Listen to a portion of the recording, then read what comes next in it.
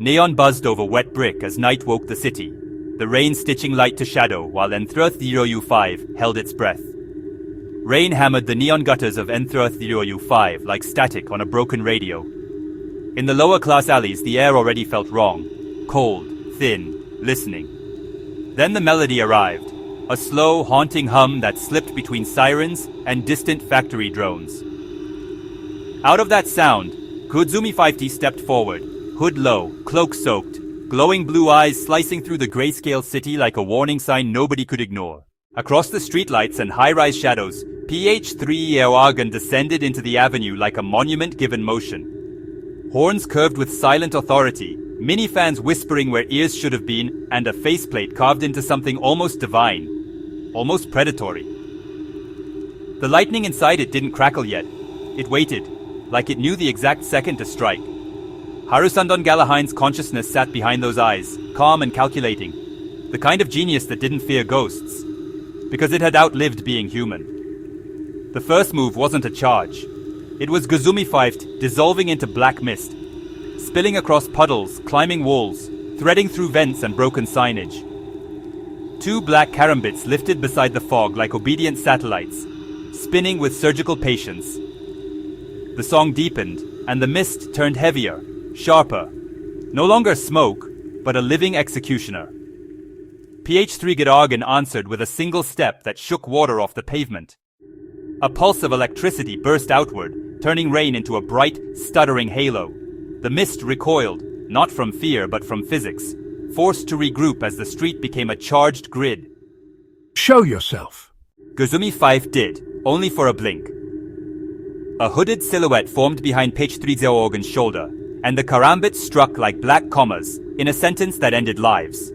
But the blades didn't find flesh, only armored geometry, dense plating, and engineered angles designed to survive impossible impacts. Sparks snapped. Ph3g0rgun pivoted with frightening speed for something that massive and caught the rhythm of the attack, tracking the knives like a machine that could learn mid-fight. So Ghozummist changed the rules. The melody twisted, less song, more signal, until the alleyway itself felt hypnotized. The mist poured into Ph3g0rgun's seams, hunting entry points, trying to become the thing it had evolved into. A killing fog meant to choke circuits the way it choked lungs. For a moment, the giant robot staggered. Lights flaring, fans whining louder, horns framed by a flicker of instability. Harusundon's mind didn't panic, it adapted. Ph3g0rgun drove both hands into the asphalt and pulled the sky down. A violent surge of lightning that flooded its own body like a self-purging storm. The avenue erupted in white flashes. Every droplet of rain became a needle of light. The mist inside the armor screamed without a voice, forced out in a black wave, stripped of stealth and scattered into fragments that couldn't hold shape. Ghozummist reformed, fast, angry, dripping shadow, eyes brighter now, like the city had just given it permission to go all the way. The karambits circled tighter.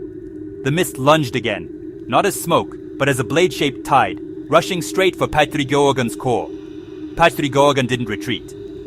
It stepped forward into the attack and opened its arms like it was accepting a crown. Lightning wrapped its horns, crawled down its face, and then snapped outward in a focused, brutal arc. Not a wild blast, but a precise execution. The charge caught Ghozummist at the exact point it tried to solidify, pinning the shadow between states, mist and matter, where it couldn't fully dodge and couldn't fully endure. The song hiccuped, then broke. When the light faded, the rain returned to normal, quiet, ordinary, almost disrespectful. Ghozummist's glow dimmed in the puddles, the karambits falling still for the first time in forever. Ph3g0rgun stood alone in the street, fans humming softly, voice steady as a final verdict. Somewhere above, in the towers of the upper class, a window went dark like someone had just finished watching a test. And in the lower class alleys, the whispers changed. The mist came back. And something answered it. Because the real question didn't die in that street. It only got louder.